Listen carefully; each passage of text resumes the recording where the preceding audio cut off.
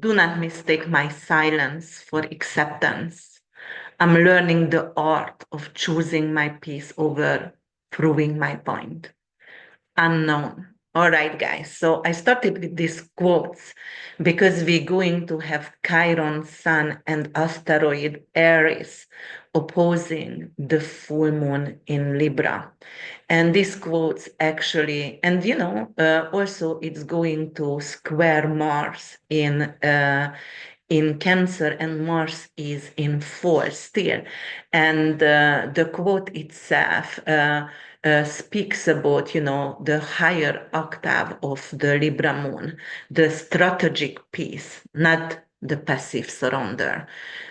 Choosing peace over to be passive or passive aggressive over here. All right, if you're new to my channel, guys, I am Cosmic Insight Astrology, and my name is Krisztina. I am your co-pilot, and I hope I will be the best co-pilot for you because I always believe you are the one who has to actually hold the power in your life. And anyone who is giving you advice, just being there to remind you.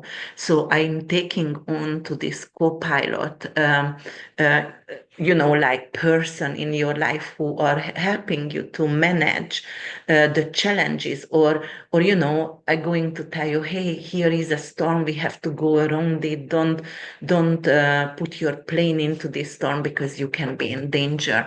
Or I also going to help you actually to manifest the positive energy, because what I tell to my sons all the time and my family, listen, if you know your enemies, you are already succeeding. It's easy to actually lead even a battle if you know the weak point of your enemies and if you know about them. I don't like the 12 house hidden enemies things because you don't know who you are fighting against or what's your what's their strategy actually. All right. So the other thing what I wanted to tell you guys, and I need your opinion. First of all, you have to know I'm doing tropical astrology, not Vedic, and I'm doing horse sign, and I am also evolutionary astrologer because I do believe in prayers and chanting, and I do believe our mind is very powerful and mind over matters. So the energy, what the planets and the aspects actually holding, it is influencing our life, but we still have a choice. And it is very important how you will act on the circumstantial and the circumstances. All right, so let's go further because right now Mercury is still in retrograde, and Venus as well. I am recording, and it is actually giving me a little bit of headache, not just with recording, but sometimes my speech is not that fluent. But don't worry, because by end of the video, it will be really fluent. And on the other hand, I also wanted to talk about, memberships. And I also wanted to know your opinion about that. I'm going to have different tiers, obviously, about membership. I'm not going to have early release videos because I'm not capable to do that, but I want to do, for example, a teaching class, which is Forever After Forest, I'm going to call. And I'm going to teach you guys, for example, so I don't know how much I'm gonna charge, but every single month I'm going to create like 3-4 videos, probably 4 videos. And I'm gonna talk about asteroids, fixed stars, and in depth about karma and everything. So I'm going to have that in the membership. And I also want to do a newspaper, a newsletter, an average one. So if you would like to actually sign up, karmakrista@gmail.com is my email. And then I'm going to send a regular email, for example, for everyone, which is very short and sweet and mostly optimistic about the transit and, how is going to affect us. But I'm going to do another newsletter actually which is going to talk about the political climate. And it's going to talk about, for example, what we are not really able to talk about on YouTube because we will get censored and we will called, like certain names over here, but censorship is real. And I'm going to actually analyze the geopolitical or even the weather or even the financial market. And it's going to be in-depth analysis. So probably the newsletter could go up to 15 pages, but it's every single month, but it will be very, very intense and very deep knowledge as well. So I want to know your opinion about that. All right, enough about this. And we're going to talk about the Libra full moon today. And it's going to take place actually 23 degrees on April 12th.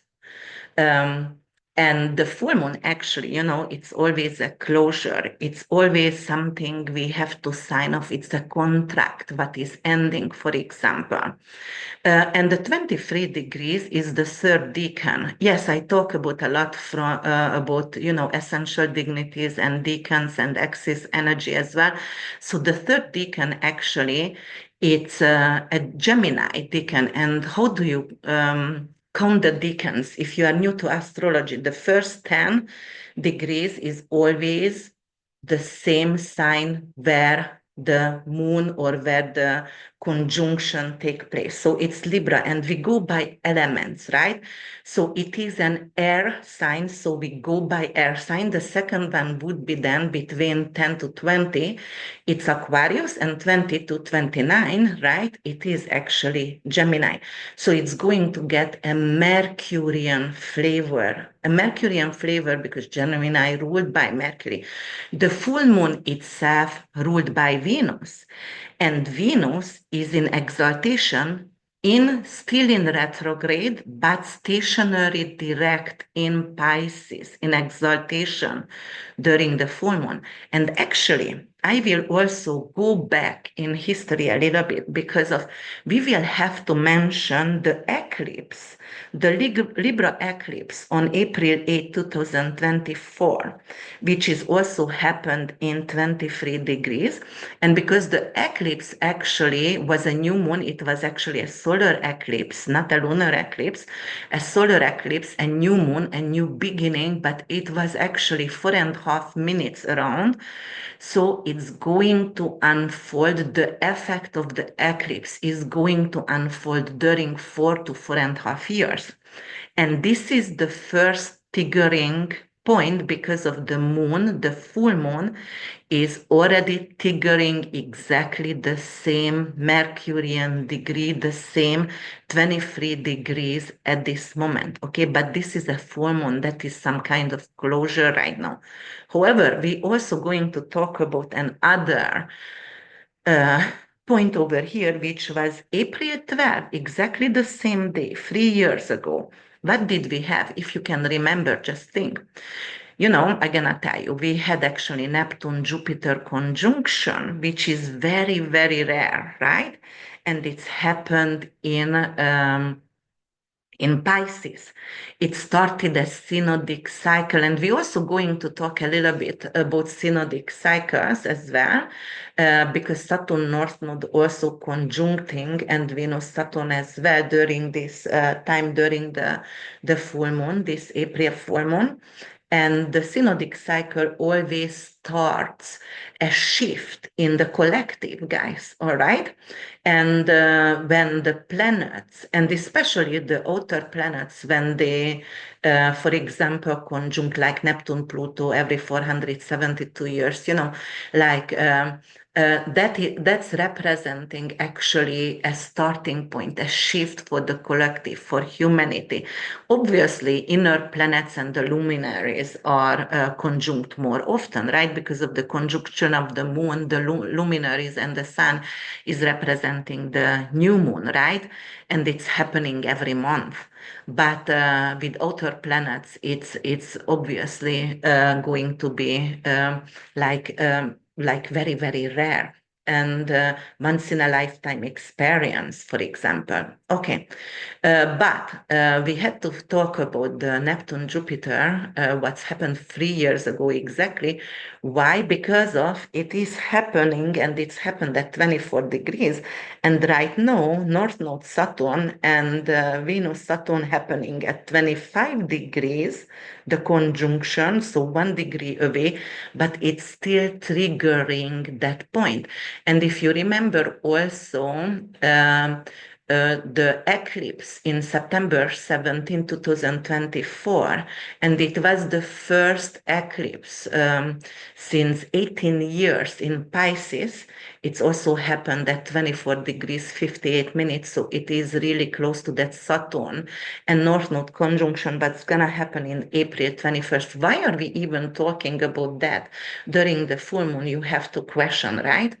Because of the full moon is ruled by Venus, and Venus is exalted, stationary, direct, and actually exactly on that point where the eclipse happened before in 2024 September 17, and where North Node and Saturn going to conjunct, and also where Jupiter and Neptune 3 years ago conjuncted. So it's all unfolding. And we also talking about the 2024 April 8th solar eclipse in Libra, because it's exactly triggering the full moon right now, triggering the same point. Okay, so that's why we are talking about. So when you analyzing for the collective and mundane anything, you have to consider the ruler of the moon, or the ruler where the conjunction happening.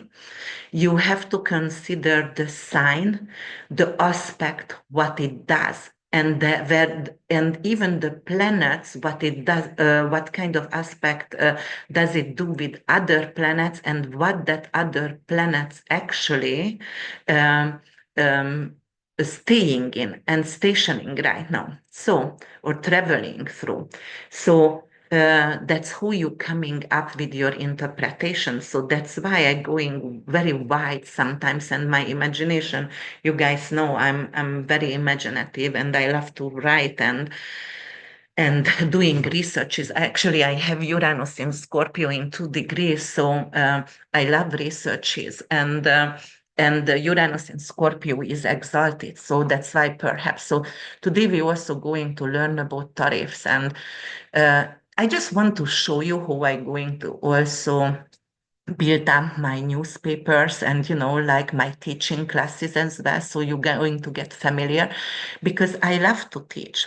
All right, so here it is. What does it do? So the moon is in 23 degrees. It's going to get a Mercurian flavor. It's opposing obviously the sun because it's a full moon, so it's a closure, right? In Aries, and it is actually opposing Chiron, and it is opposing asteroid Eris as well, which is discord and chaos. And we're going to learn about the asteroids, and we're going to also learn about the fixed star, which is taking the full moon is actually on a fixed star named Spica. But first, we're going to talk about the Sabian symbol. So when you do Sabian symbols, guys, and the moon is actually 23 degrees, 18 minutes, you're not going to go with the 23 degrees, you're always going up, right? So it's already the 24 degrees. So the 24 degrees Libra actually a third wing on the left side of a butterfly. So what does it mean, this symbol? What does it suggest? It is actually an augmentation or modification that by potentially enhancing may also lead to imbalance and asymmetry as well. All right. So it also speaks to human desire to improve and, your own human evolution as well. And because I'm being a Buddhist and I'm working on my own human evolution every single time, that is very, very important. But it's also talks about actually and warns about, the consequences of the overextension and unnecessary alterations, right? So listen. the Venus is stationing this time during the full moon. So the unnecessary alteration, Venus still going to be in shadow. It could actually bring in a context like, all right, I maybe not supposed to have that kind of surgery, like plastic surgery, but I want it because it might be unnecessarily. So, think about that. What are you going to do, especially if it is going to some kind of alteration here? All right. Um, let's talk about Spica a little bit because Spica is a fixed star and it is a beautiful, beautiful fixed star. All right. It is a nature of Venus and Mercury. All right. So in the tropical zodiac, this is 23 degrees 50 minutes in Libra, but actually it's the constellation of Virgo, right? It is the astronomical name of Spica is the Alpha Virginis, right? So the grain of divine promise, that's what Spica is. And in mythology, if you want to know a little bit more about Spica, Spica means ear of wheat in Latin. It's the grain, the goddess, Virgo, right? Virgo is also called Demeter or Ceres or sometimes also Astrea. And it is fertile and the harvest and the divine nourishment. That is the divine nourishment, the symbol of the divine nourishment.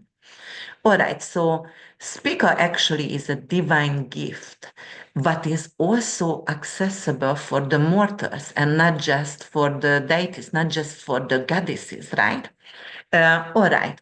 And then we also have to talk about the Venus Mercury over here because of in nature, it's Venus Mercury in nature. So we have to blend these two planets together, right? So, for example, beautifully polished when she's speaking. All right. It is a very, very fortunate fixed star. So, for example, my son has Saturn in the fifth house, Zsombor, my youngest, and it's on Spica. So, I was worried about that at the beginning. Okay, Saturn, maybe he will have issues, not to conceive children or, with his creativity and blockage over there. But because of it's on Spica, I'm not scared anymore because Spica is actually going to give him a lot of muse in his artistic, to actually express his voice. But speak up because Venus, Mercury in nature, it's also charm and elegance and also diplomacy, very, very important, over here. And we also have to bring in the Mercurian and the Libra themes, right? Obviously, because it's intelligent, artistic brilliance, anything to do with writing, music, and magic. It is also, guys, a divine protection. So, for example, if you have Pluto on Spica and you have a lot of surgeries in your life, you are always actually protected during surgeries. But it doesn't only mean that because obviously, we can have thousands of interpretation of one conjunction, but I just mentioned one over here.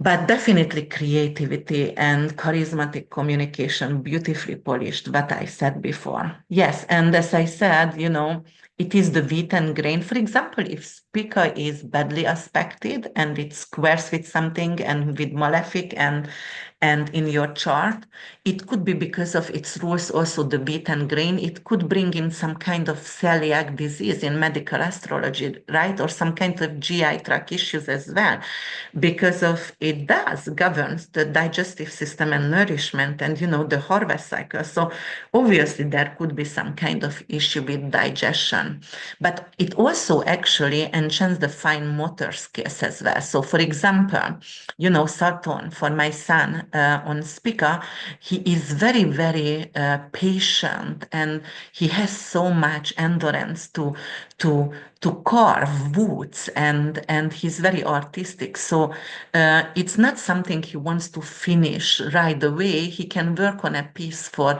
half year. So it's giving him actually diligence and fine motor skills to create something artistic. And he's a little Taurus boy, so obviously arts is his gem. So Spica is amazing. It's an amazing fixed star. And it's going to conjunct the full moon, obviously. Like um, It is like the moon is going to borrow the crown from Spica for a night. That's what it means. Especially in Libra, because Libra is something to do with grace.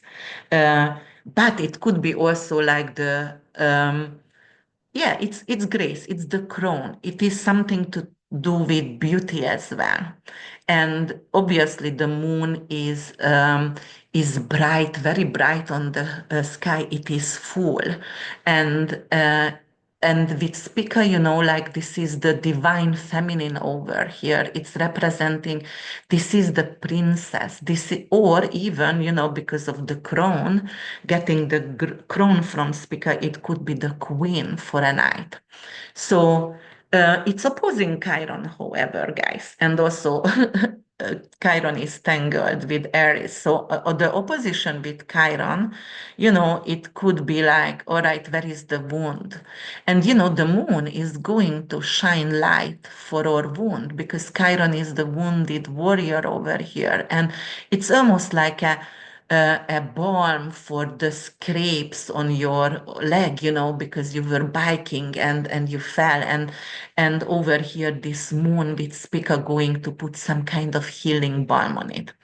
But Chiron and Aries is tangled, and Aries is actually uh, it's discord. It is chaos. It is like, I don't like Aries at all because Aries is really evil. Aries wants us to suffer, and Aries, the asteroid Aries is finding pleasure in suffering. All right. And also because it squares with Mars, and Mars is in four, I know, in Cancer, and Mars is like a boiling water, which is like splashing all over and going to give you blister. And it is very aggressive. It is very malefic over here. It's also the patriot, the defender as well. So, as above, so below. We're always going to find something good in bad as well. But obviously, this is something over here what we have to consider why we are going to interpret this chart for you and why I will interpret this chart for you. Um, all right, so let's talk about Eris a little bit because of, as I said, I mm, really dislike Aries. It's discord, it's chaos, as I said, it's evil. Actually, she started the Trojan War, because of the golden apple, if you remember the mythology over here. So astrologically, she represents of disruption and also it's urging us to confront and actually check where is the injustice and also confront of the uncomfortable truth. So no matter what, Eris is a catalyst. Okay, Eris is going to bring in necessary change, and with its like craziness and initiating wars, but at least we are going to be capable to stand up for injustice. All right, so she is actually the daughter of Nyx, which is Nyx was the knight, and and also Zeus was the father over here, and she wasn't invited to a wedding, and that's why actually she put that and she threw that apple, the golden apple, right, which is created the Trojan War over there. So what does she really do? She crashes the party, guys, and with the golden apples, and she is showing something which is the golden apple representing over, the apple is vitality. The apple also represented by the moon. The symbol of apple is the moon, and the moon represents the people, the collective, the average people.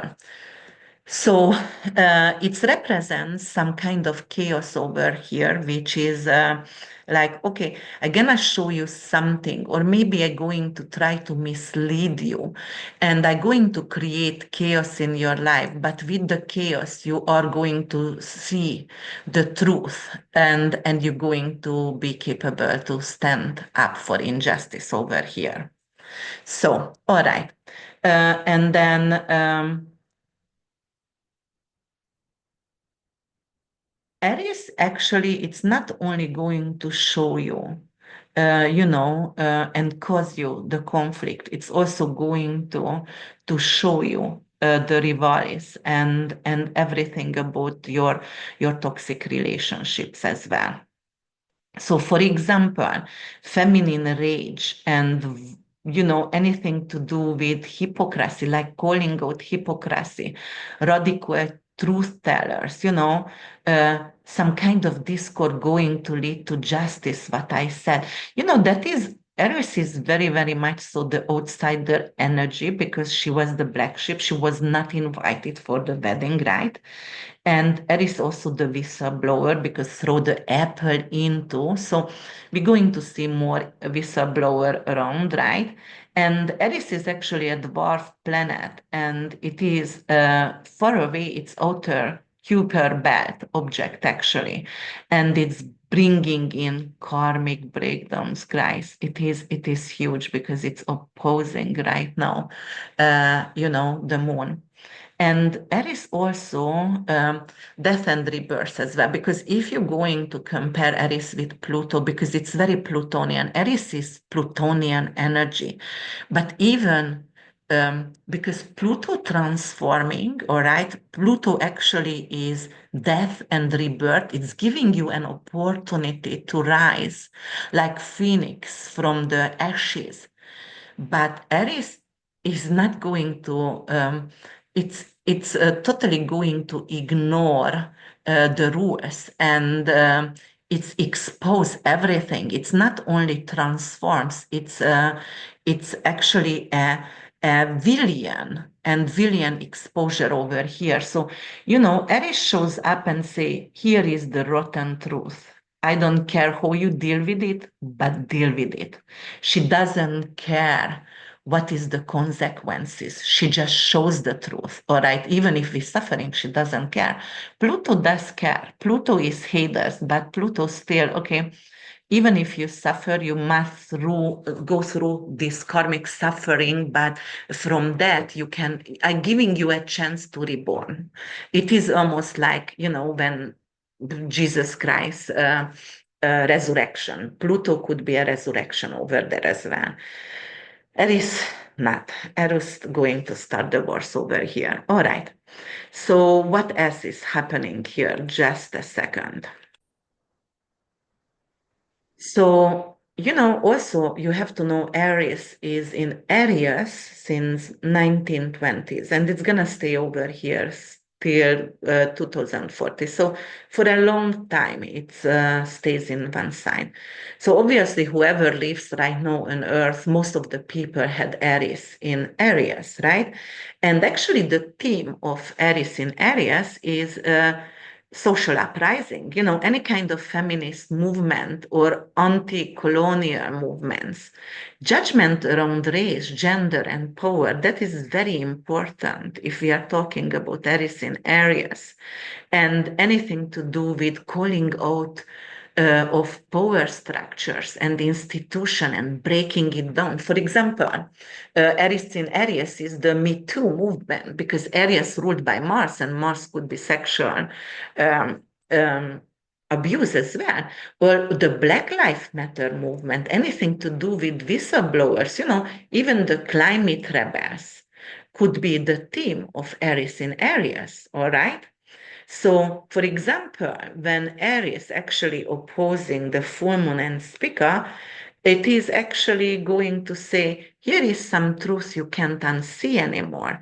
I'm going to wrap that in beauty So actually, you will be capable to look at it, because otherwise you wouldn't be able to even look at that. So if it's only would be just the moon opposing Eris, it could be like, all right, I can't even look at the pictures anymore. It's horrifying.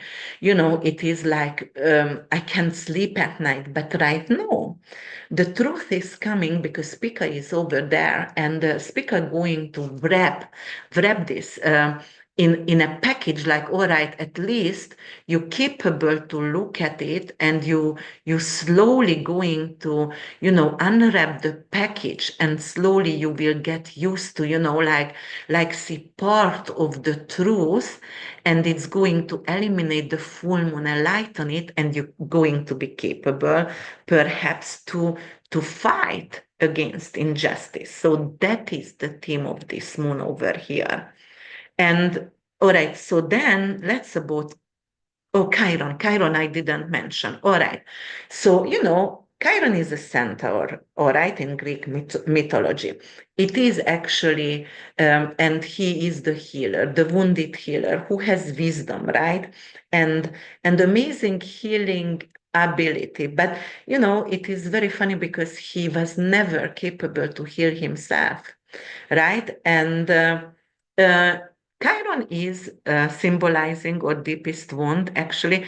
And I was teaching a karmic course, and Chiron is also the karmic wound in our life, but also in this lifetime. The the degrees of Chiron is representing actually when did you uh, have some kind of resentment, guilt, or shame in your life? So, if it is early degrees for you, and what was the theme? For example, if it is in Aries or Taurus or Pisces for you, Chiron, or Gemini, Cancer, you also have to interpret with the sign, the theme. But, also it could be something to do about, like, for example, I have someone who had at 17 degrees Aries, Chiron, for the person. And the person had at age 17 had an abortion. And there is a guilt because of the abortion for the person. So, it is, and why? Because it's a Martian theme, and Mars also rules uh, with Pluto, Scorpio, and Scorpio is miscarriage and abortion, right? So that is, and if you have a lot of clients, you're capable to actually ask them what really happened. You tell them, what do you think it happened? And then ask them, and you can actually write down, obviously without names, and that's how you learn, guys. So that's why I just mentioned that this person had an abortion at age 17, and there was the shame and guilt over there with the Chironian wound. But in mythology, Chiron is, as I said, it's the centaur. And unlike the other wild and drunken centaurs of Greek myth, Chiron was actually an exception. He was really noble and wise, and he was also very, very disciplined. And he was born of Kronos, and Kronos is Saturn, and Kronos actually mated with a sea nymph. And after birth, actually, he was abandoned, right? And rejected for being half horse.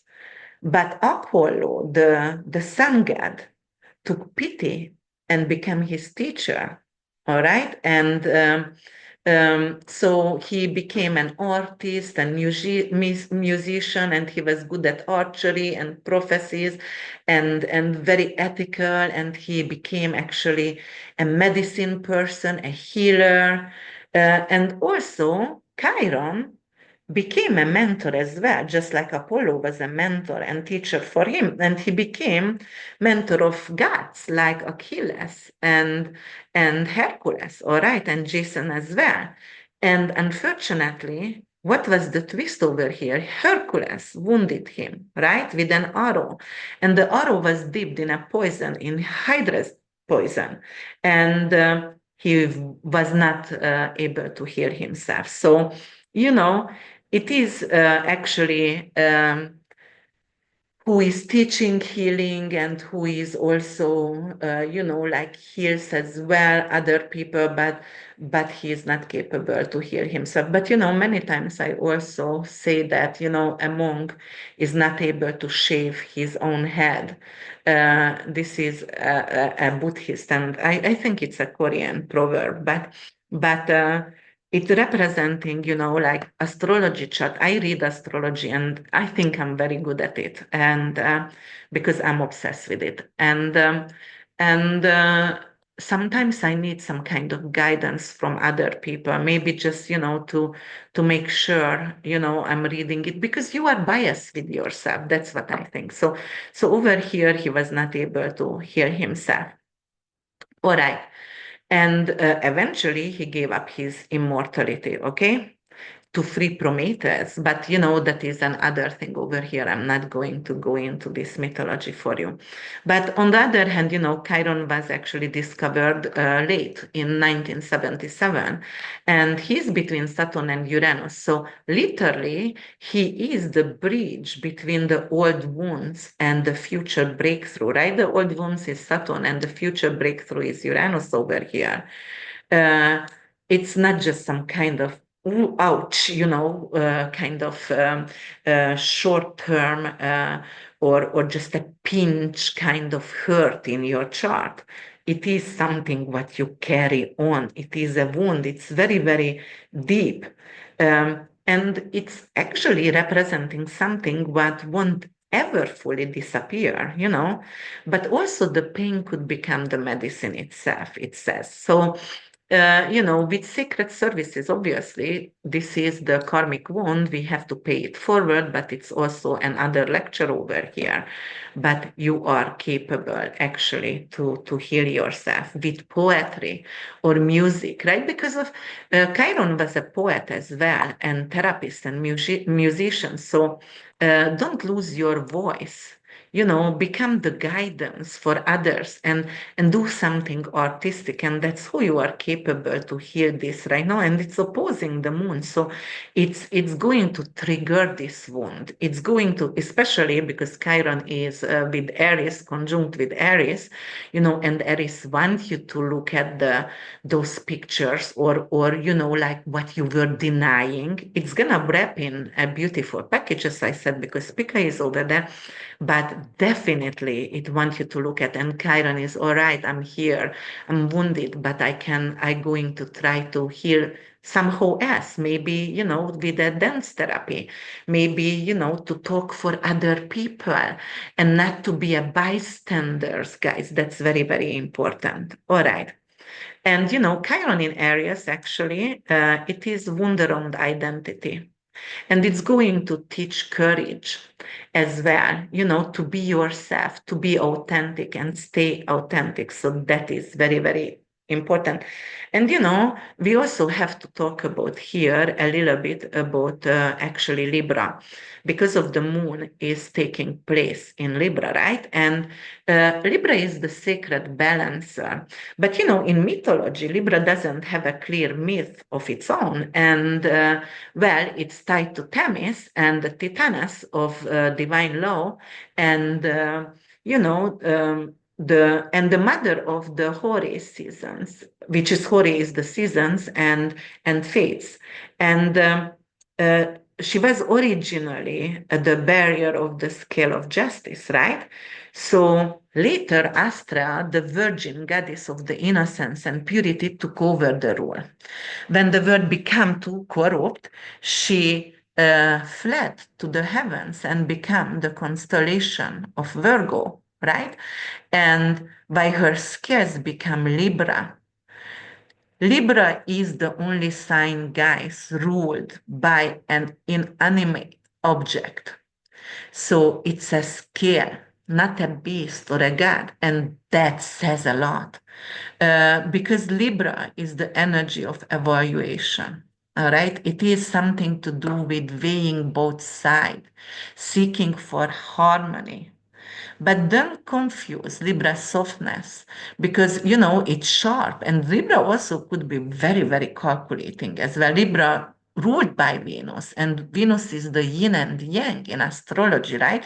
So the keyword for Libra is balance, symmetry, fairness, anything to do with peace, law, partnership, negotiation, and justice. And Venus, the ruler of Libra, which is exalted right now and stationary direct in Pisces, and we're going to talk about that. But in mythology, Venus was actually born from the sea foam, all right? But depending actually from the myth, also there is a myth about Venus. It could be born from actually the castrated genital of Uranus, which is disgusting, but but was tossed in the ocean, whatever. But let's say Venus was born from the sea foam, all right? She emerged from that. She's radiant. She's beautiful, and Venus never actually plays small. She was worshipped, but she was also feared because of she had a lot of desires, and she was envied as well because of her beauty and her love affairs. She actually had love affairs with Mars and Adonis, and even with the mortal one. And she started wars with her beauty. All right, and but also it's representing desires as well, and it's also representing actually material wealth as well. So when we are talking about Venus and Libra over here, it's not only peace. Sometimes it's bringing in the energy of the axis energy areas, and because of she was sleeping around, there could be negative correspondence and translation of Venus as well. But mostly Venus in Libra, because Venus rules two signs, rules Libra in the seventh house and Taurus in the second house, which is the body, the touch, the indulgence, anything to do with the meadow, with your morals and the food what you eat. But in Libra, it's more like aesthetic. It's more like civilized flirt, like very, very idealistic, for example. Yes. And we also have to talk about the axis energy, because of the full moon is created when the moon and the sun opposing each other. All right. So that's an opposition energy over here. And the opposition over here is Aries. And we have Eris and Chiron in Aries, and the moon is opposing. And the warrior's myth of Aries is the golden ram, right? And the myth comes from actually Phrixus and Helle, the children of a king whose evil stepmother wanted them dead. And just as they were about to be sacrificed, a golden ram sent by their real mother rescued them, flying them across the sea. All right. And then what's happened? They sacrificed the ram in tanks, right? So, what is the moral of Aries myth over here? Salvation through action, faith in instinct, the sacrifice that becomes a legacy. Aries is actually the first responders, guys. So that is the guys who are going to, where is a disaster, where, the firefighters, the police, the army, those are the first responder energy of Aries over here, the rescuer, that kind of rescue instinct, who is daring, who is speedy, who want to go to battles, who sacrifice for a purpose, for example. So, in mythology, Aries is the god of war. Very, very bold. And those also, it's raw passion and aggression as well. Brute force, that is some kind of deep and raw and prime drives within us. But also in Roman mythology, it was the father of Rome. So they wanted to give a little bit more dignity to Aries there. And let's talk about a little bit of Mars over here, and the archetype of Mars. As I said, Mars is, oh yes, that is the god of war. So we were talking about that, but very, very hot heated. And when you are going to compare the axis energy over here, so for example, the ultimate lovers, Mars versus Venus over here, and they were actually found, Mars and Venus, when they made love, they were, found by, I don't know who was the other god. Uh, but okay, so they are never in peace. I know they were webbed when they made love and they got humiliated. That's what I know. That's what I remember. But I'm gonna come back to this story. But definitely they are the eternal lovers, okay?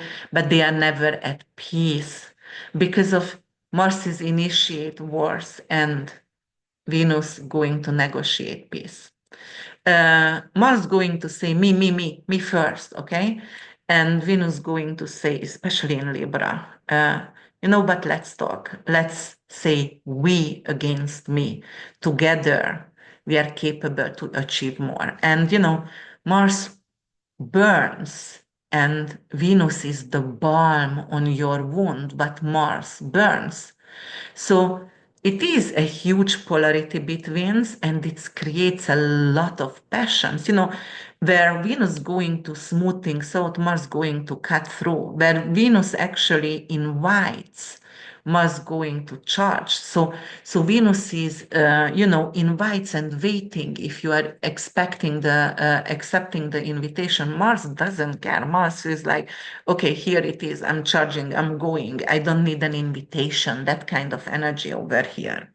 Okay, and because of Venus was in retrograde and stationary direct, that's very, very close to the Earth. So it has a lot of influence, a lot of Venusian influence actually on humanity right now during this full moon. And as I said, Venus is in a point where it's actually conjunct Saturn North Node, and Saturn North Node going to be exact on April 21st, on the point when actually we had the eclipse in September 17, 2024 in Pisces, and also where we had the Jupiter and Neptune conjunction in 2022, April 12, exactly the same day. So that's why it's very important. Because of the story from there, it's going to unfold during this full moon. We're going to see when we are talking about the collective, what kind of stories are coming up over here. So yes, we were talking about what is astrologically means, the full moon in our life. As I said, it's a completion, culmination, a closure, illumination of issues. What was actually developing since not just the new moon, but I said the dates before. It is actually an opportunity to release what no longer serves us and gain clarity on our path. The opposition to Chiron during this full moon may bring up old wounds related to relationship and self-worth, and urging us to confront and heal these areas. The square to Mars, because we were talking about Mars previously, right? And that's why we also talked about, because very, very important, because it's opposing the sun, the full moon, right? Which is Aries, the axis energy, and that's ruled by Mars. And Mars is in falling Cancer. So, and it squares with the moon over here. So it's going to actually uh, bring in some kind of challenges over here. So we're going to experience anger and assertiveness. And I don't know if you were aware of that, but since Mars is in Cancer, I cannot stand it. As I said, Mars in Cancer could be the patriot and could be the defender, the mother who is fighting for their cub. But it's also so argumentative, passive aggressive. People are angry, initiate fights in a parking lots. So really, I just can't wait Mars to go out and just go to Leo, because he gonna be love to be in Leo. Except it's going to oppose Pluto again, and it's gonna be the third opposition. We're gonna talk about that as well. So You know, but that's what happens over here. So if we are going actually a little bit further, and if we're going to talk about the collective, right now we are capable actually to bring in the first house energy because that's Aries. And, the first house actually is the national identity and anything to do with shareholder activism, because we have to talk about finances as well. And also it's the employees' moral as well. And we have to also bring in the seventh house energy, which is trade negotiation and anything to do with legal matters, which could be merging together alliances, right? Reevaluate alliances for the nation. So that's what we're going to talk about, that trade negotiation. And we're going to talk about that because of the tariffs. Obviously, yesterday afternoon, Donald Trump said he's going to hold on to tariffs for 90 days, but he's still going to put 124% of tariffs on China. And we're also going to talk about that in tariffs. I want you to learn something over here. When you are doing your researches when I do a research, guys, I check the presidents of the countries. It doesn't matter if it's in America right now, who is bringing the change. Doesn't matter if it's a good change or bad change, or if you hate Trump or love Trump, or you say you hate Trump but secretly love him, or you say you love Trump but secretly hate him, like, because that is for kind of people over here. But no indifference for sure. And what I wanted to say, I always checking the hotspots. So at this moment, I check Canada. I obviously check Mexico. I did check Middle East. I'm very into the not only the history, but for this conflict and my compassion as a Buddhist, and any human being for me, and the waste of human life. It is tragic. I believe doesn't matter which side. I don't care which side you are on. This is insane. Doesn't matter any human life lost. For what? For power. Nobody benefits from that. The average people never benefits from a war. And if you are up to reading, guys, I'm reading right now. I'm actually in Candice Owen book club, and I'm reading the book of chaos. And that is, let me see, because I sent it to Lada. I forget actually okay, that is Tom O'Neill, and then Pipenbrink, who was writing the Charles Manson, the CIA, and the secret history of the 60s. And it is very, very interesting. It is how they manipulate people and actually created that kind of hippie movement, actually. And they can manipulate people with mind control. But to actually commit murders and massive manipulation of the public and crowd. So this is a really good book. The other thing what I want to say over here for you, if you guys ever watch that YouTube, it is like 45 minutes podcast with Jack Rose, and he is talking about the decentralized medicine. He's a neurosurgeon, and this is an amazing YouTube video, and it's gonna blow your mind, okay, how they try to manipulate us. But it's not how they call it, conspiracy. It's not conspiracy, guys. Really, if you want to watch it, it's up to you. All right, but we're gonna go back actually over here what this full moon represents for the collective. And as I said, countries may experience something to do with intensified discussion regarding to national values and national identities as well. And a lot of countries going to have their policies, their law going to shift, for example, right? So, for example, also there is going to be some kind of shareholder activism as well because of the tariff created a crash on stock market, obviously. And, like because we are interwoven together and the tariff on China, the Chinese stock also actually collapsed. But what I have to tell you over here, guys, the BRICS nation want to come up with a currency, and America going to have a Saturn return in Aries very soon.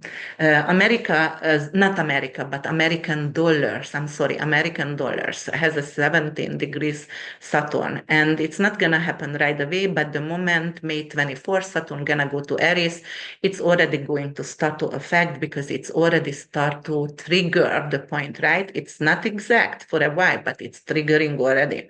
So the dollar values are going to go down. And what is if you read politics and history and what is actually the mission over here? To crash the dollar. Why? Why is it a dollar supposed to be strong? It's for a strong nation, right? But but if you think about cryptocurrency and if you think about what Trump actually talked about crypto, he's really into cryptocurrency, right? He has also his own coin. And they want to actually create a centralized cryptocurrency market and get rid of, for example, dollar and cash. Why? Because then they can manipulate us, right? Because if it's centralized, so it is then the watch of under the watch of government, then they are capable to see obviously what's going on, how much money people make, and they're capable. If anything is centralized, even if they said it's no tax on it, obviously that it's going to be taxed on one way. All right. So maybe not tax on the way what you earn, through crypto, but when you spend crypto or buy a house with, obviously there's going to be some kind of tax included. So that's why they want to do centralized cryptocurrency. The banks are coming up with their own cryptocurrency. So that's what they wanted. The other thing is with the tariffs, no matter what you believe or what not, read, listen, and what's happening over here. They had to crash the market because there is a lot of billionaire friends, buddies, people who are influential and alliances, frenemies of this recent government who wants to buy in. When do you buy in?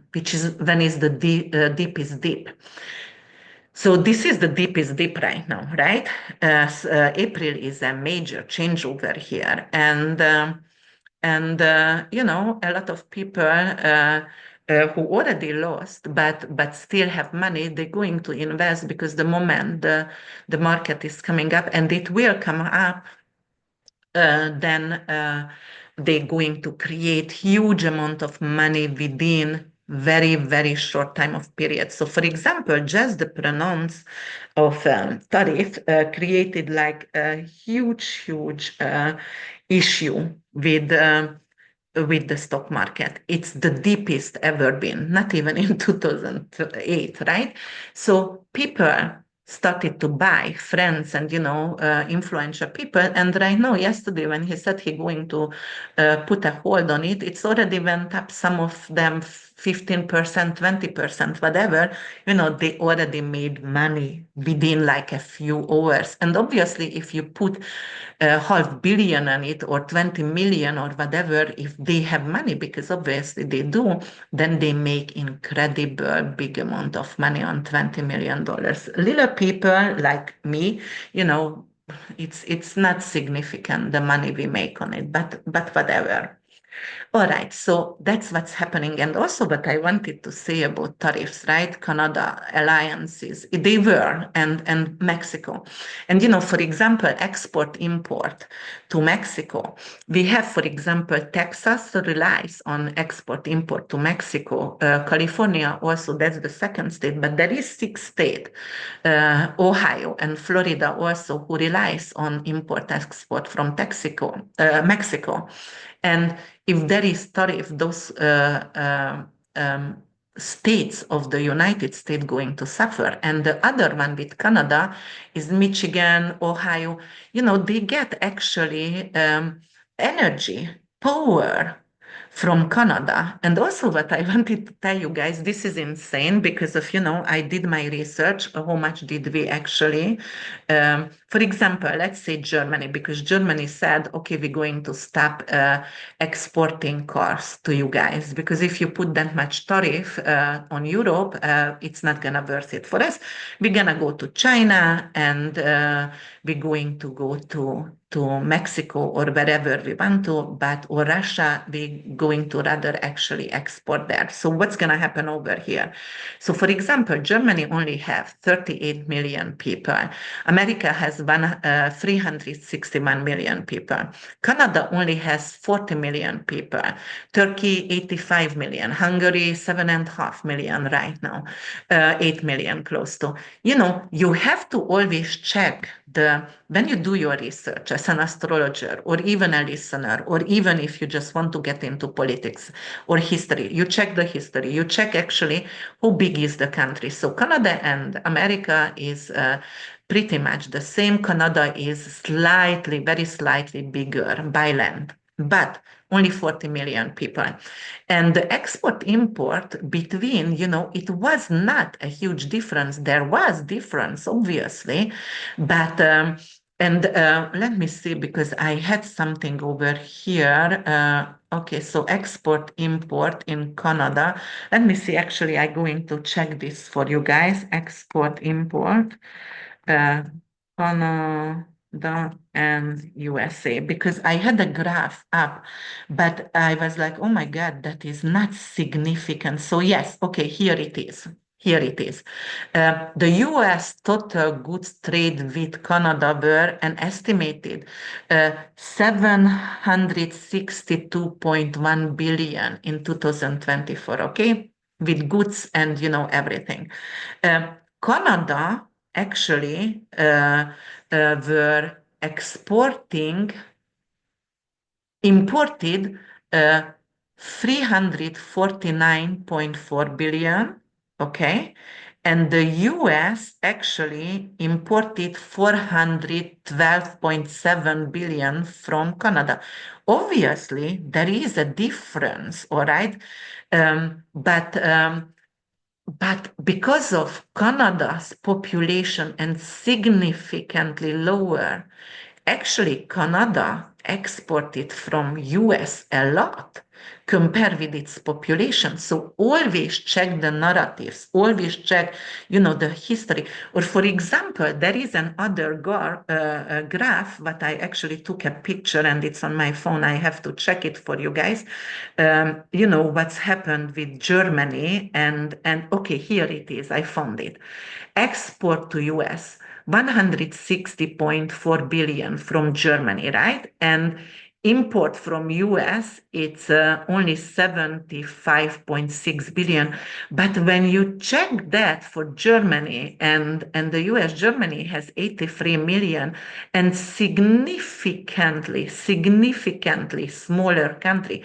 You can't even compare the two countries because Germany is so small, all right? So even if the US in deficit of $84 billion between export import, but if you compare the countries and the population and the land, this is absolutely fair over here. So that's why I didn't understand the whole entire tariff situation. And tariff is not going to, it's gonna hurt the rich as well, and they're going to stop spending money because they have some kind of scarcity as well. They don't want to lose their power, and if they don't spend money, who going to suffer? The poor. Before, the poor didn't really suffer because they lived on welfare, but right now welfare is taking away from the poor, so they're gonna suffer more. But who suffers the most? It's always the middle class guys, all right? So that's what it is, and it is terrible because if you don't have a strong middle class, then you're screwed. The country is screwed, and then you're going to quickly go and become Venezuela. All right. So we don't want that. Okay. So whatever is your intake, just think about that, read about that. Let me know what do you think of it, and what is your research. Don't come up with like Ah, people like to throw and to become the, keyboard warriors because they don't have face or even a name on YouTube.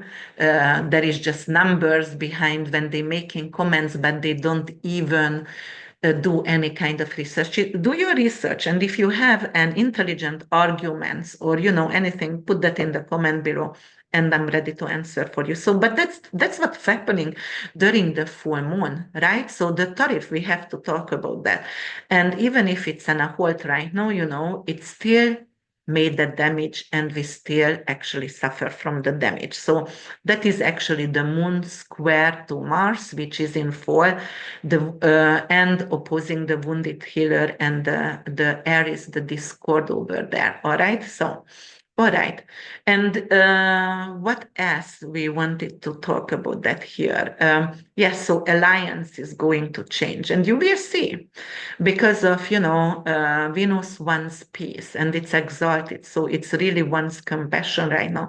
But Venus conjunct with the malefic, don't forget, Saturn is malefic, guys. Saturn is sees. In traditional astrology, Saturn, until they discovered Pluto, Saturn represented death, and it still does, especially in Vedic, but Saturn still death. So, when we're talking about that Venus and even North Node, which is mission of the collective right now, which is supposed to find compassion and healing, but it's still some kind of major issue over here, obviously with what is that with like seas and censorship and anything to do with seas, for example, the peace, because Saturn gonna go against, like, yeah, I know Venus, you are exalted and you want to peace, and but I'm not going to necessarily allow it, because let's think about that, peace is not going to come one night to another. It is it is has to go through progress. Saturn is not gonna happen overnight. Um, but it's going to be obviously because of the moon in Libra and because of the ruler actually is in Pisces. Obviously, it's going to illuminate some kind of light on war crimes, and it's going to bring some kind of justice. But on the other hand, because Mercury also over here, why do we talk about Mercury? Because Mercury is in conjunct with Saturn, Venus, North Node in Pisces. Plus, because of the moon is in third decan, which is Gemini decan ruled by Mercury. So it's also going to bring in some kind of disruption in communication, anything to do with maybe auto parts are not going to be available, or maybe it's going to be some kind of hold on renting, I mean leasing cars or buying, or because of the parts is not coming in time, anything to do with also communication disruption. And even if Mercury also going direct, it's still in shadow period, and there is definitely could be some kind of issues with cars and communication devices as well. All right. And yeah, so that could be and anything to do with there is a lot of hidden agendas that we don't see, and it is a lot of hidden enemies as well. And we're going to learn about that because Mercury conjunct with that, and it is going to direct. So right now it's going to bring something to the surface, right? Pisces, it was hidden, right? But it will be, for instance, there's some kind of parallel right now happening, and the meta actually, and there is. I think it is a CEO, Sarah Wynne Williams, um, and there, yes, she was actually the director of Meta. Let me see, let me go to Google over here. And she has to actually do some kind of testament over here, because what's happened, some kind of crime happened, and she will testify before the Senate. Um, you know, um, uh, because of Meta compromised the US national security by cooperating with China's ruling Communist Party. Okay, so that is the Google News over here for you. So that could be actually something with, like it's something hidden, is unrevealed, but it could be more about this. And, because of Pisces, also anything to do with medical research is, it could be like, all right, somebody gonna get a Nobel Prize during this time for some kind of discovery. But Pisces also rules and Venus is diabetes, right? Or it could be exalted, something to do with weight gain and weight loss. Treatments, for example. So it could be like, all right, maybe, weight loss treatments going to go under insurance going to cover it, or they're going to find out how to heal type 2 diabetes. Obviously, we know how to heal it with type 2 diabetes. You can actually take bitter melon, berberine, and you can change your diet. But, something to do with, all right, that's how you are capable to lose your weight. You have to take this medicine or this herbs or something going to get some kind of advancement and breakthrough. All right. And then it is also some kind of hidden depths, because of a lot of planet and the ruler of Venus over there. Maybe we're going to find out, you're going to find out the country you are living actually has a lot of debts toward to another country, and the country is compromised because of that. But, on the other hand, let's talk about also it squares with Mars in Cancer. And Cancer was the fourth house, and that is everything to do with the land, security of the land of the country, and also real estate property, right? And Mars is actually in fall over here and squares the moon, which is also real estate market. So the volatility, for example, of the housing market, and if you have seen the news right now, a lot of people went to suburban during COVID, but right now they're going back to big cities. So right now, you will see a lot of people is moving out from Florida. It's not just because of there is a lot of hurricane, North Node in Pisces. It's a lot of water disaster, but yes, that's what's gonna happen. So the real estate market is changing again after the pandemic, 5 years after the pandemic. Right now, like people in the shores or close to ocean going to move inland, more inland than big cities again. So that's what's happening again. And Mars in Cancer, I told you guys, it's going to be a better mortgage rate, for example. But obviously, that is indicating, and because of this moon happening on Spica and squares with Mars, it could indicate actually some kind of amazing opportunity. The house market, the prices are going down actually, and helping to buy first home or owner buyers or single family houses going to be more affordable and available for the public. All right. That could be also. And, when I was talking about tariffs, a lot of lumber is coming from Canada, for example, to the US. And if they're going to put tariff on that, then, it could be like, what are you doing? Then even the building of the house is going to become really, really expensive. So, well, Trump is talking about tariffs for a long time. Even actually, I was watching an interview from 1996 with who is that? Oh, forget her. Um, Mafia girl. Oh, Nancy Pelosi. Okay. So she was talking in 1996, like we're supposed to put a lot of tariff on China, and Trump always was open about that. So it was actually not a, secret because Trump, don't forget, Trump has Uranus and he gonna have a Uranus return. And I know everybody's astrology chart by head already, by heart already, because that's how much I analyze. And he has a Uranus in Gemini, and it's unhinged, it's out of bounds. So that's why he speaks sometimes like crazy things and, shocking people because Uranus is shocked. So either you laugh or you are like disgusted or you are shocked or, whatever, but definitely it's going to create some kind of emotion in you. Um, but on the other hand, Trump is not out of What is that out of danger yet? I told you guys, right now we're going to have a Mars-Pluto opposition. And if we are talking about politics over here and leaders, Mars has a progress Saturn in 4 degrees, and Mars and Pluto going to oppose actually in 4 degrees, 3 to 4 degrees. He has a Leo rising. Uranus is actually still squaring. Between the midpoint of the ascendant and actually no actually squaring Mars and the ascendant, because he has Mars in Leo in 25 degrees, so actually it's exactly exact right now.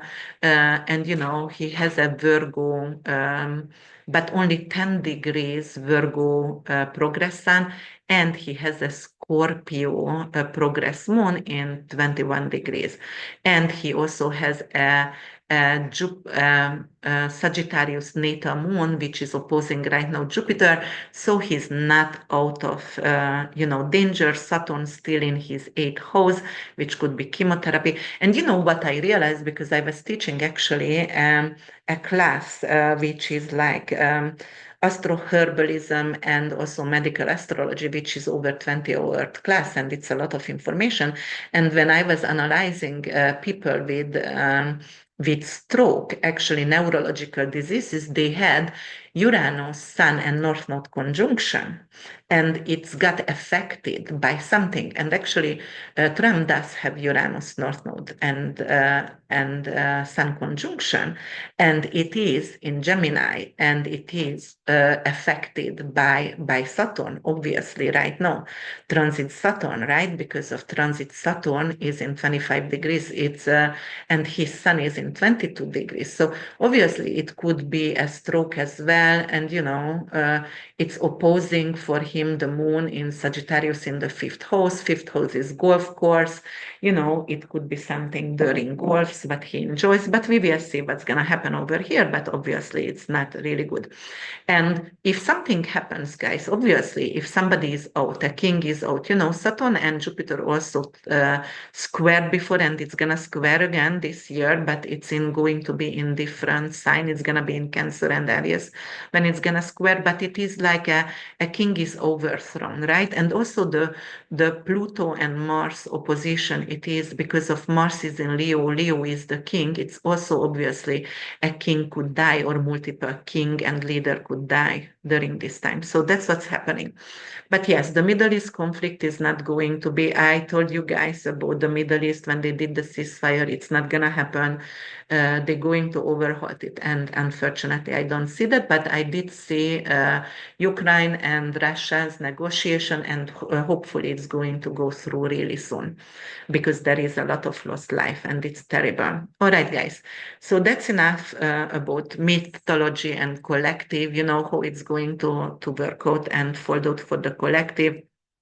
you know, Obviously we had to consider the eclipse before, and that is triggering the point right now, where the solar eclipse happened a year ago in April 8th, and it is something to do with peace negotiation, right?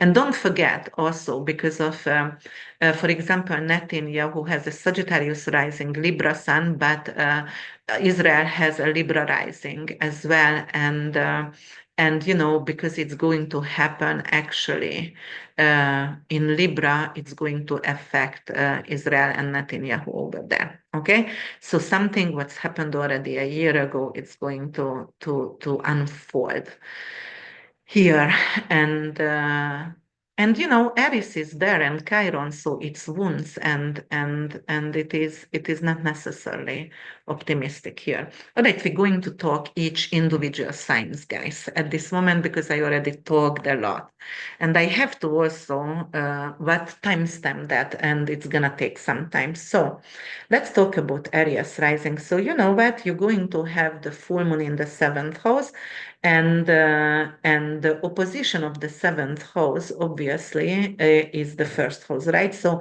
the Aries, the Sun, Chiron, and Eris in your first house. And Mars actually is in your fourth house and it's squaring. So, there could be some kind of major change in partnership and also in personal business as well for you.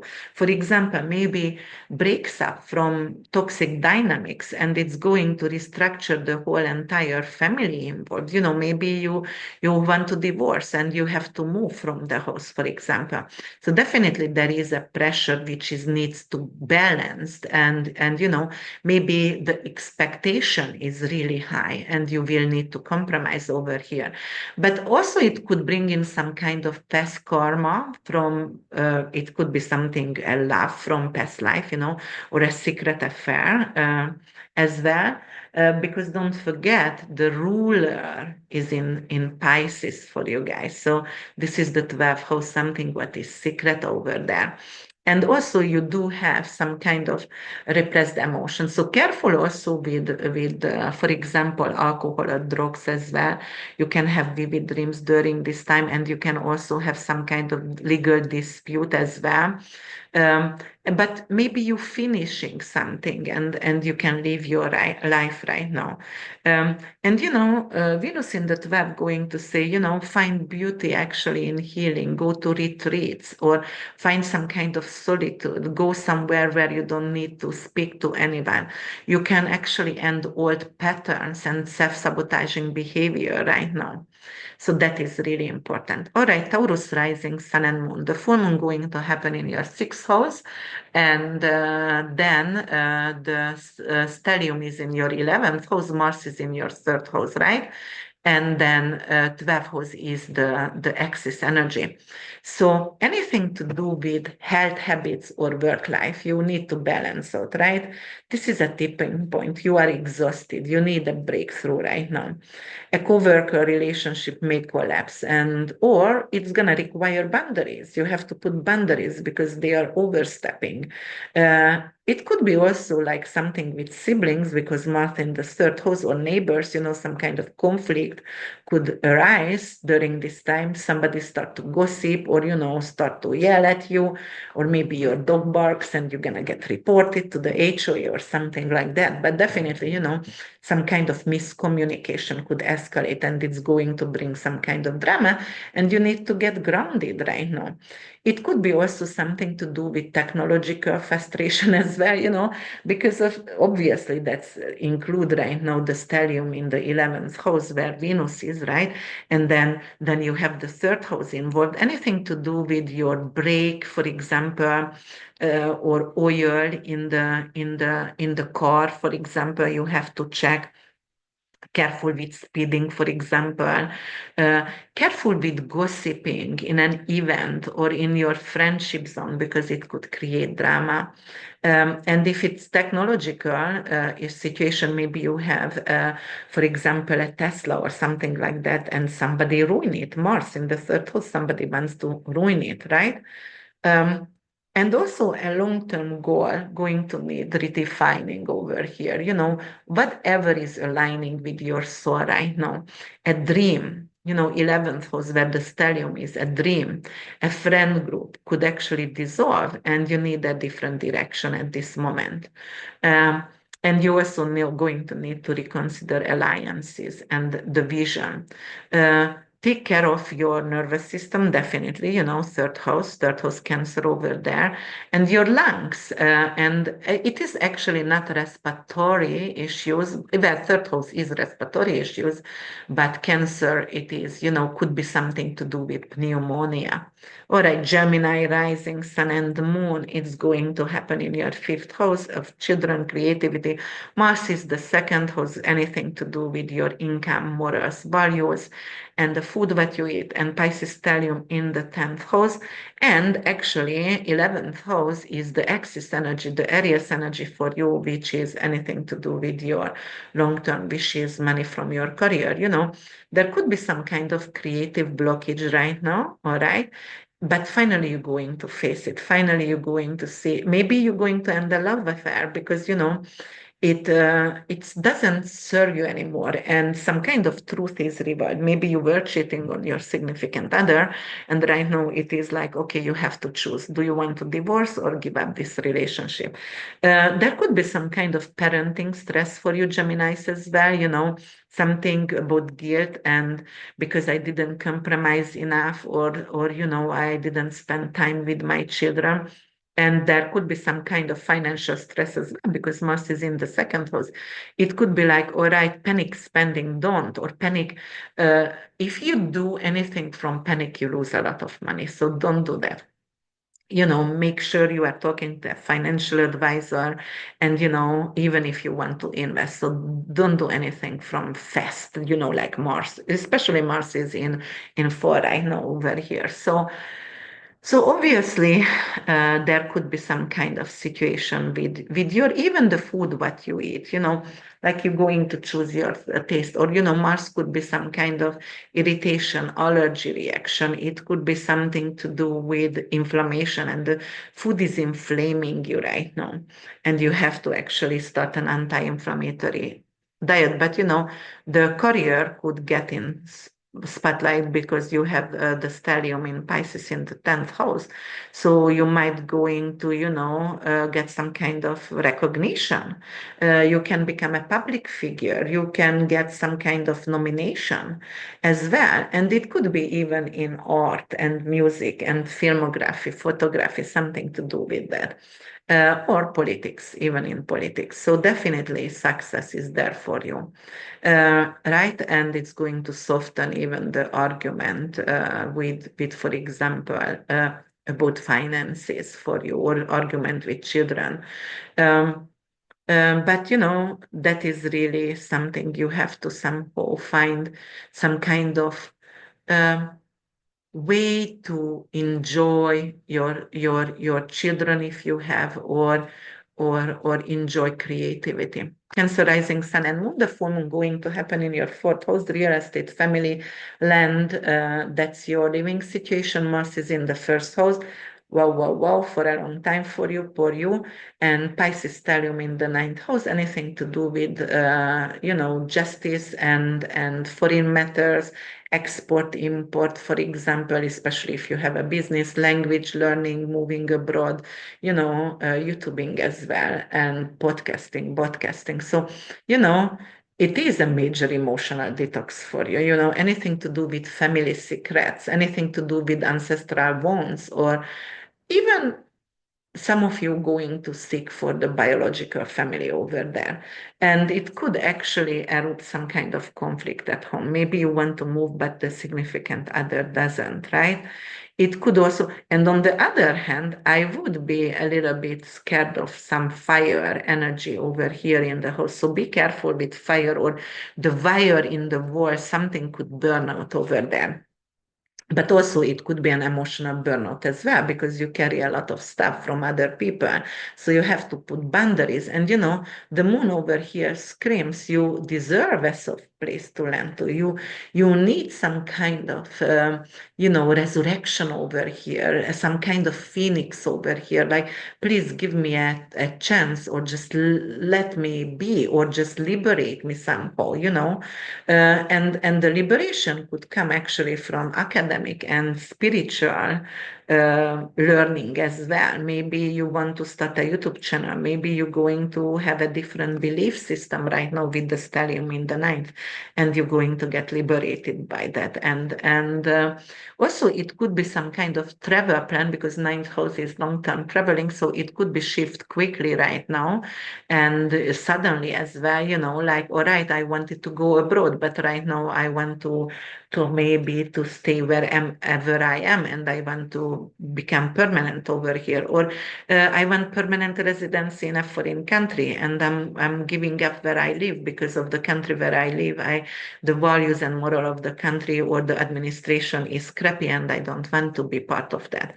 So family freedom becomes center of tension right now, for sure. You will have to let go of a lot of things because you are not in control of everything. Mars going to make you volatile, and also, you're going to express rage. age. And maybe it's not gonna be wise, and you can regret that. Something to do with ceremonies and journaling would help you guys, so it could bring you peace. All right, Leo rising, sun and moon. The moon is going to happen in your third house, Mars is going to happen in your 12th house, and the Pisces stellium is going to be in your eighth house, all right?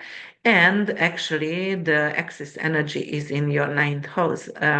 So, anything to do with the sudden news, but it could shock you, some kind of, you got an email and the email going to be like some kind of um, secret you will find out from the email, and it's going to be like very disturbing, maybe about a neighbor or a sibling or a classmate, you didn't see that, and it is going to give you some kind of insight, and it's gonna really trigger you and trigger your shadow as well, because 12th house Mars is there, and that's your shadow work, or giving you like nightmares, what you found out, or you didn't want to actually be part of it, you didn't want to know about that. Um, Careful actually with social media or some kind of sexting and things like that, because it could be very disturbing Martian pictures about war crimes, or death, or like, so careful. And if you have to report, please report it.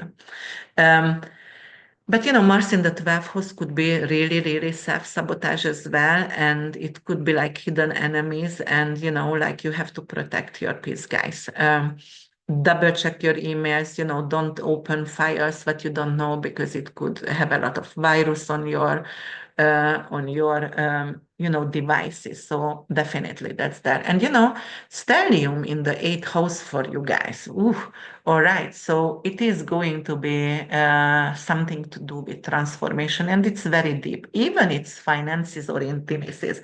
So for example, it could be a good news about, like if you have any kind of issues with if you hired a private detective, for example, or it could be like, all right, I'm breaking through and I'm finding something out what's happened with me in childhood, or you could actually hear some kind of sexual abuse what's happened with you when you were younger. So yeah, definitely, it could bring off a lot of karmic, intimate or finance issues as well. And the stellium, it is actually with Saturn, Venus over here, even if it's exalted. So careful with your stock market investment, or careful with investment whatsoever. All right. And if there is some kind of shared resources, Venus is going to go direct on the same day. So it could be like you sign a good prenup, or you get some kind of inheritance, right? Or things like that. You get something back, perhaps, what was lost. You're also going to let go of all debts. It could be financial or emotional, doesn't really matter, but both, it could be both. And your voice is going to be more powerful right now. And where it could sting, but careful, because of you have also the moon is going to conjunct with Spica, so try to soothe with your voice actually, and not sting. Right? All right, Virgo rising, sun and moon. The moon going to happen in your second house. Mars is going to be in your 11th house. The Pisces stellium in the seventh house, and the Eris and Chiron is in the eighth house. It is a huge shift for you, all right? It's very, very important to learn how you spend money and how you make money. You have to value yourself. Your self-value, self-worth is going to change and shift right now. You might going to have some kind of new talents as well. You have to let go of toxic financial habits, like spending on, cancel your Amazon account. That's what I told to my husband. We're gonna cancel it because we spent so much money, but it's like not necessary at all. And Mars is in the 11th house, could be some kind of social circle, and there kind of drama or competition over there that might erupt, or gossip as well. Anything to do with the group project could also break down, because Mars is in Cancer over there, so some kind of power struggle. And the Pisces stellium in the seventh house could bring in some kind of karmic contract, some kind of love affair for you guys, right? Anything to do even with business relationship, collaborate with someone. Uh, it could be something like, all right, I get a partner and it's gonna mirror you, right? It's going to show you some kind of unresolved wound because it's gonna be very similar in personality. And finally, you're going to realize you're going through the same and how to solve it. Venus retrograde could actually bring back someone from the past. Somebody can reappear, and it could be either a client or a lover for you. But it's obviously exalted, so it's gonna be beautiful, right? But let's go of people who take more than they give. All right, that's the lesson for you right now. Especially if you are sharing resources, guys, or if you are working for someone and they're taking too much, from you, and it doesn't has value anymore. Uh, and also, the moon is asking you, are your values actually aligned with your community, because it's very, very important right now. All right, Libra rising sun and moon, the full moon is in your first house, sun in the seventh house. That's the axis energy, and Mars is in Cancer, actually in the 10th house, right? And then the stellium is in your eighth house. So anything to do with identity awakening, you are not shrinking to fit all dynamics for sure. Relationship is going to change. You're going to reevaluate your role in your partnership. And Mars is in the 10th house, what it does actually. Anything to do with career obligation, authority figures, there could be some kind of pressure from there.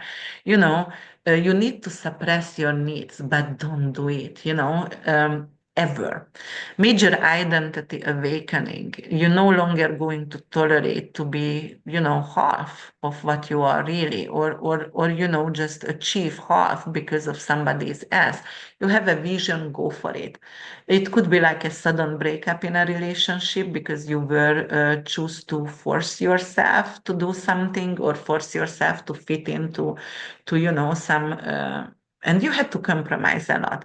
But Venus in your chart actually, and it's your chart ruler, and right now it's in exaltation and stationing direct, very close to the Earth, but it conjuncts Saturn, and it's in the sixth. Oh, actually, Venus, the stellium is in the sixth house, not in the eighth house for you guys. And the sixth house is anything to do with work-related situation had. So, you have to get a second opinion, obviously, because if you were diagnosed during this Venus retrograde, it might be some kind of misinformation over there. But it could also like reconnecting with someone who you thought, it's not good for you to work with, or a colleague were actually falling out with a colleague, but right now you straighten up the communication and everything comes with that. Um, Legal matters or contracts may come up for review right now, and especially with Mercury retrograde and Mercury shadow soon, and also it could be some kind of business partnership pressure for you as well. Mars in Cancer, and it actually squares the moon, pressure from your boss, you're the CEO, or some kind of public image going to might clash with your personal needs. You have to work a lot, you have to show up all the time, and it is like your family is missing you from home. uh, North Node in Pisces in the sixth ask for alignment with higher service, and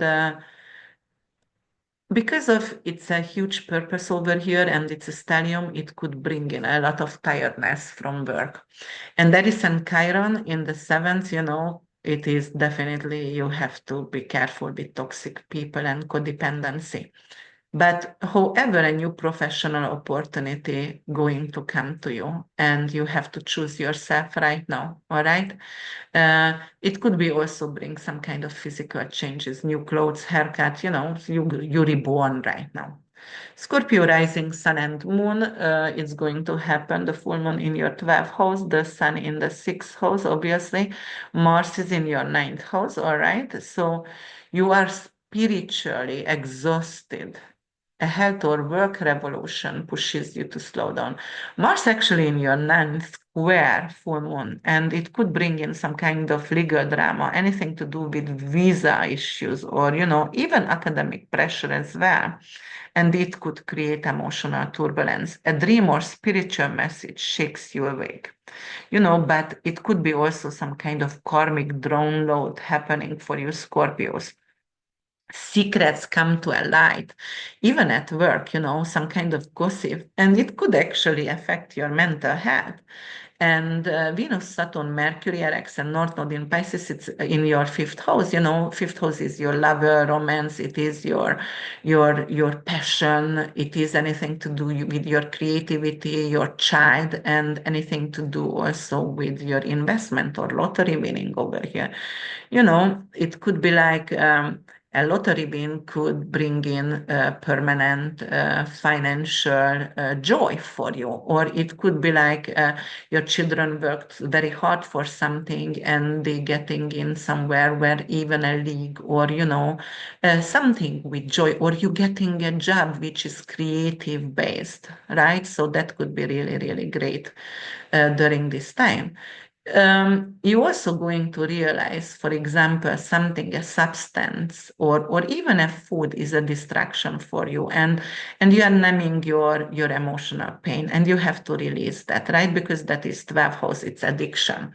And you might also going to feel a little bit isolating, or you may be isolating yourself because you don't want to be around people and you just want to ask for silence and rest and retreat, right?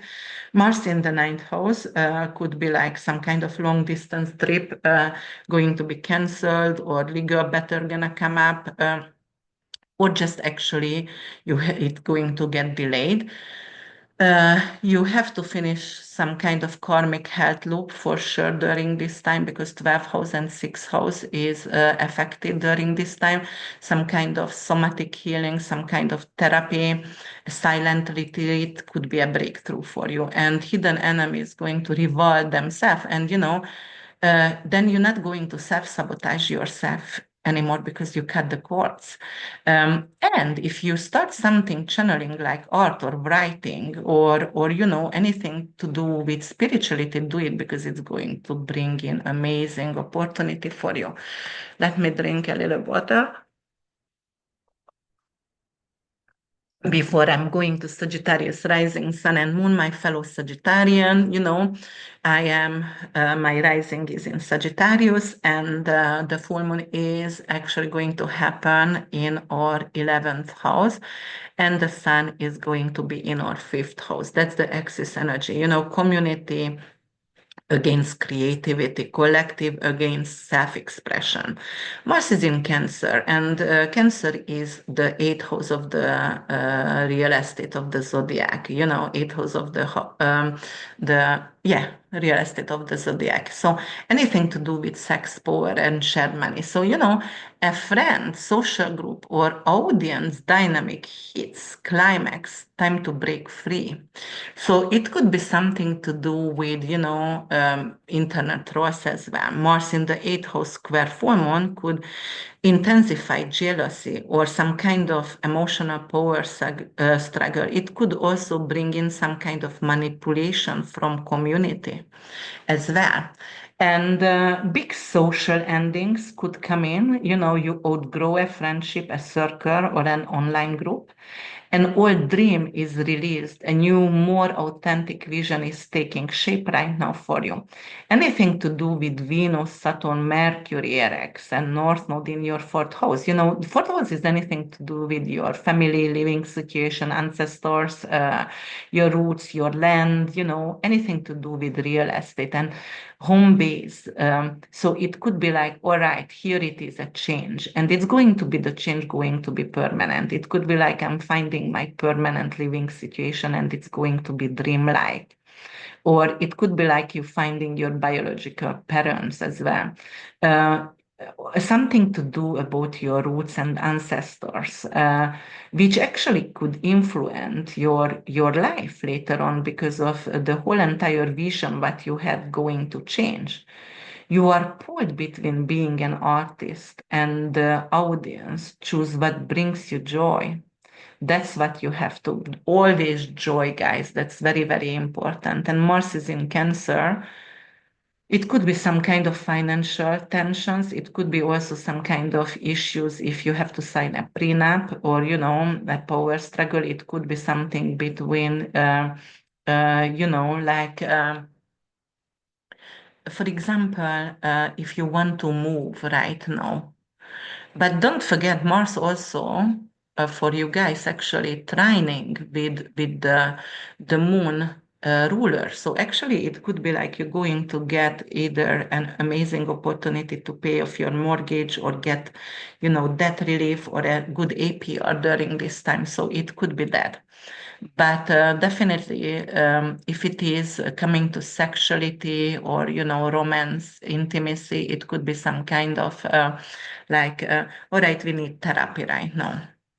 And because the 11th house involved and fifth house, it could be like one of your friend going to confess love, and you have to actually cut the cord with the person, because it could be like a mother or a father of your children, friends or someone like that, and it's gonna be really uncomfortable. But let go of pressure to perform and, align with your authenticity and do everything from heart, and you're gonna succeed. All right, Capricorn rising, sun and moon, the full moon going to happen in your 10th house, sun in the fourth house, the axis energy, home and career, public self and private self. Mars is in your seventh house, which is alliances and relationship. Obviously, something ends or climax in your career, anything to do with your reputation, title, job. Mars in the seventh will square the moon, actually some kind of conflict with the partner, client, or alliances, which actually can sabotage you somehow, because it is like you actually supported someone who turns against you. You hit a limit in your career and public role, and you say, okay, something has to shift. I cannot do that anymore. It could be actually a female figure, boss, mother figure, a partner who is going to reach a crisis turning point, and you have to have somehow. Mars in Cancer actually could bring some kind of tension, in your public life and relationship. Maybe your relationship get drunk, and you had to go for a nomination, and it's some kind of shame through that kind of relationship. And you're going to have actually the stellium in Pisces in your third house, and it could be something to do with your neighbors or siblings, some kind of communication, healing, and healing ties for you guys as well. You might going to have to choose between your professional ambition and your emotional nourishment and family, for sure. You don't want to burn out. Your family needs you right now, and you sacrificed a lot for success. And it is maybe a time to retreat from professional life. And but also you might get noticed, and maybe it is going to actually, because you get noticed, the family going to miss you, and it's going to bring in conflict. But it could also bring in some kind of relocation. Why? Because if you get a good job and you have to move your family, but anyway, it brings conflict because they don't want to move, right? So it could be tension, but definitely you can solve it. Aquarius rising, sun and moon. So, it's going to be between the axis energies, between beliefs and information, faith and fact. Mars is in Cancer in your sixth house, whatever its rules, your health, work, labor, daily routine, your pets as well, and your landlord, your rental properties. An old belief or spiritual worldview breaks. Truth over comfort. Mars is in the sixth house, going to square full moon, anything to do with stress. Stress is overload right now. It can bring burnout, and, it's also maybe going to bring some clashes with coworkers. A long held belief system gets shaken, truth arrives. raw and undressed. You might going to change religion. You might going to cancel a trip, something to do with graduation. It could interfere with your graduation, with your YouTube channels as well, and it could bring in some kind of even canceling your trip abroad, or maybe your visa going to get canceled, or maybe you're going to have some kind of delay with your immigration and citizenship, something to do with citizenship and immigration with passport. And it could be also a guru or teacher going to reveal, their flaws, and it's either going to humble you or you're going to break away for that person. For example, it could be like someone who you look up on going to steer something in front of you, and you're going to be totally disgusted by the person. Anything to do with, for example, publishing media project, it could be like bringing you publicity. It could be good or bad, but also it could end a cycle. Like, for example, you wrote a book and finally it's going to get published. It could be also like if you decided to teach right now and share your knowledge, uh, it could be like, for example, either you're going to end that and you could have a foreign exchange student in your home, but right now, or teaching abroad, and right now you want to go home and you don't want to do that anymore. It could be also some kind of legal matters or immigration matters going to surface again, and you need some kind of closure or clarity because it could get confusing. You definitely going to seek for the truth, and the truth what you had before, it's not going to stand the test anymore. A spiritual awakening, which is going to be rooted in reality and not fantasy anymore. So it's going to anchor you. Very, very important. And Venus, Saturn, and Mercury, and also the North Node is in the second house. It's in Pisces for you. So it could be like, all right, anything. Maybe you're going to have a new value and moral, and it could be also like you find a new gift, for example, which is like going to be a sidekick job or becoming a sidekick job, and it anything has to do with maybe photography or filmography or writing documentaries or arts, itself. And it's going to bring you joy for sure, because Venus is going to actually trine Mars, while the moon going to square Mars, but Venus is the ruler of the moon. So it's going to put pressure on you because you have to come out from your comfort zone. Your values and moral is changing, You're going to have more self-worth, definitely, and you might going to have more income during this time.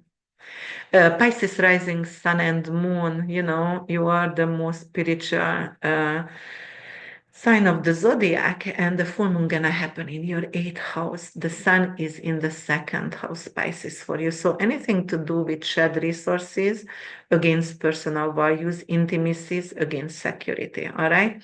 And Mars is in Cancer in the fifth house. And fifth house, anything to do with creativity, romance, and children. And the stellium, actually, it's in your house. It's in, actually, it's in your, where is it's in your first house. So, it's going to be something to do with changing the whole way you are representing yourself for the publics.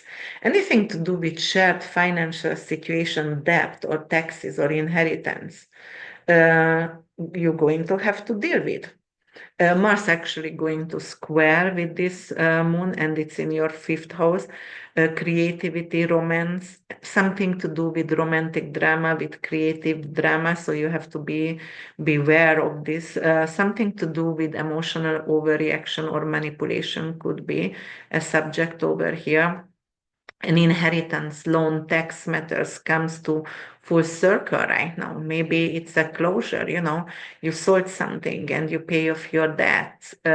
It could be perhaps, the inheritance that you were waiting for eventually coming through, finally coming through.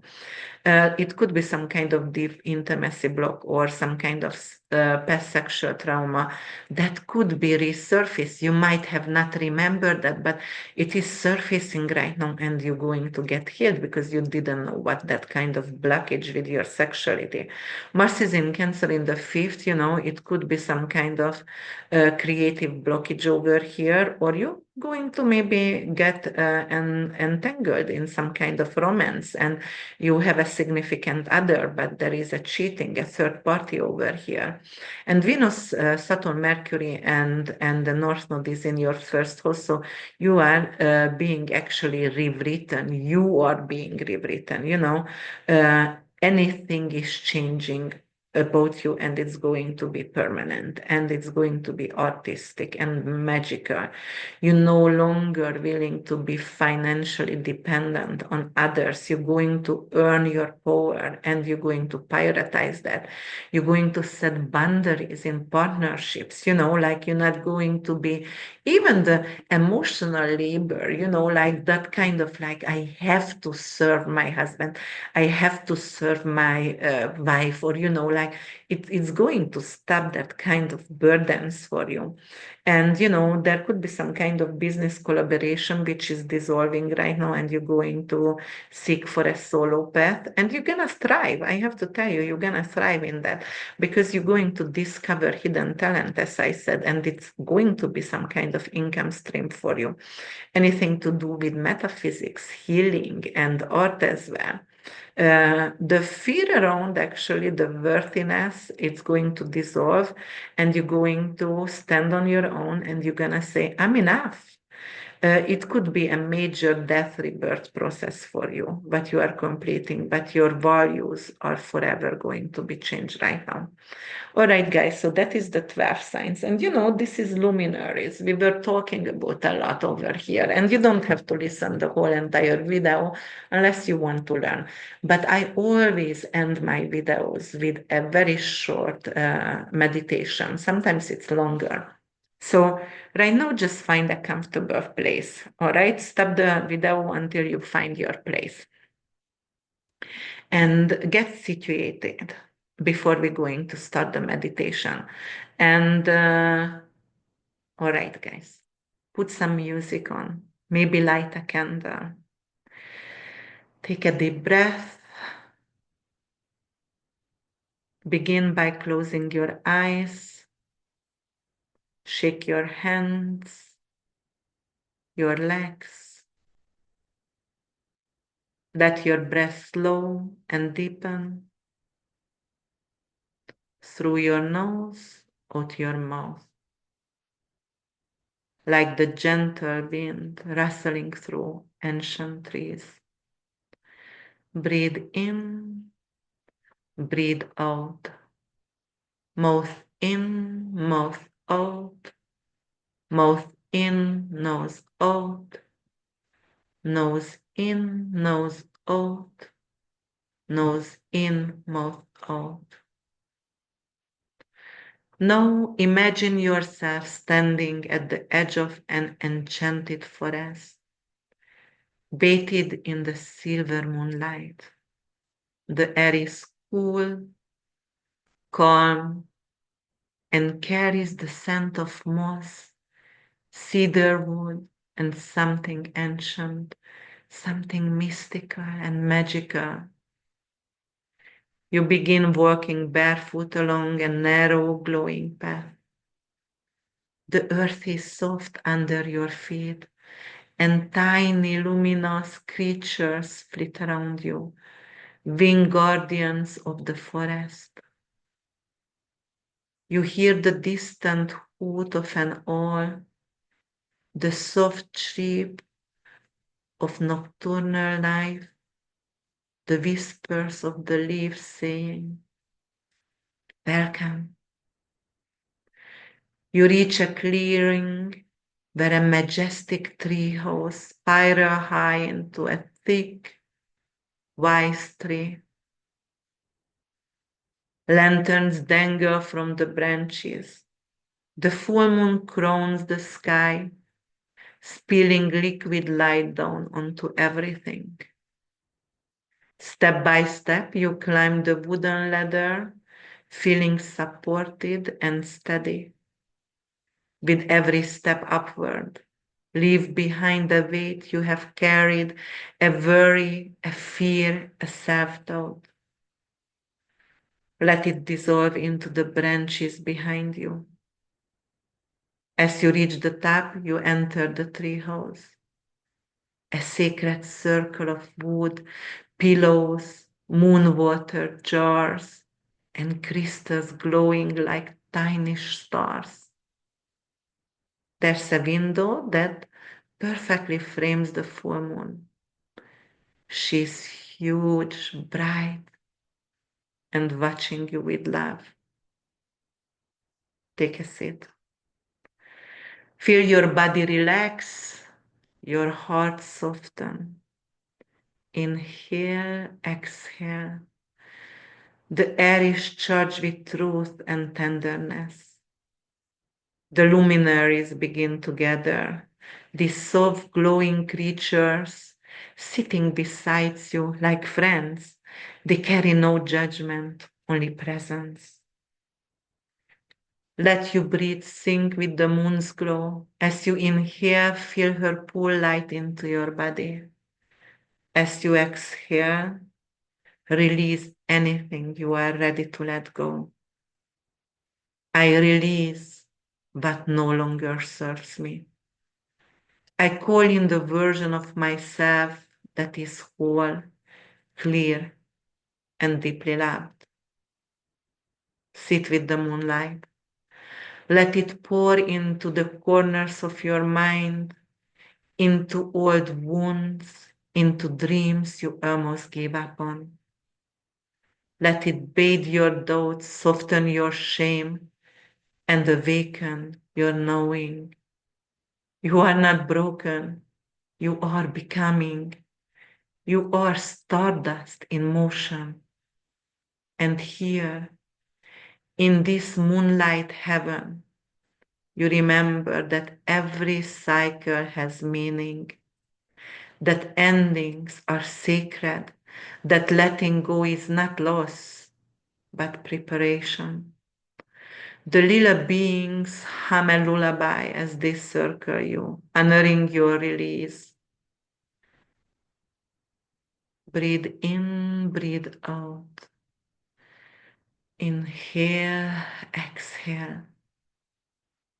When you are ready, thank the moon. Thank your magical little witnesses.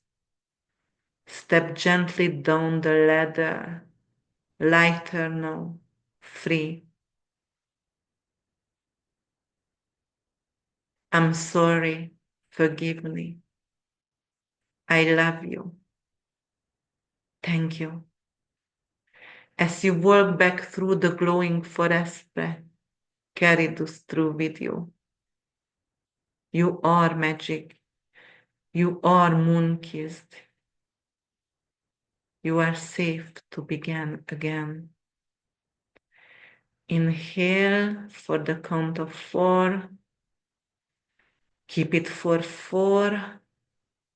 And exhale for 4. Say it again. Forgive me. I'm sorry. Thank you. I love you. Thank you so much, guys, to being here with me. Please like, subscribe, and comment below. And, however it unfolds for you, please debate with an intelligent conversation in the comment below. Have a happy full moon. I wish you the best always. Bye for now.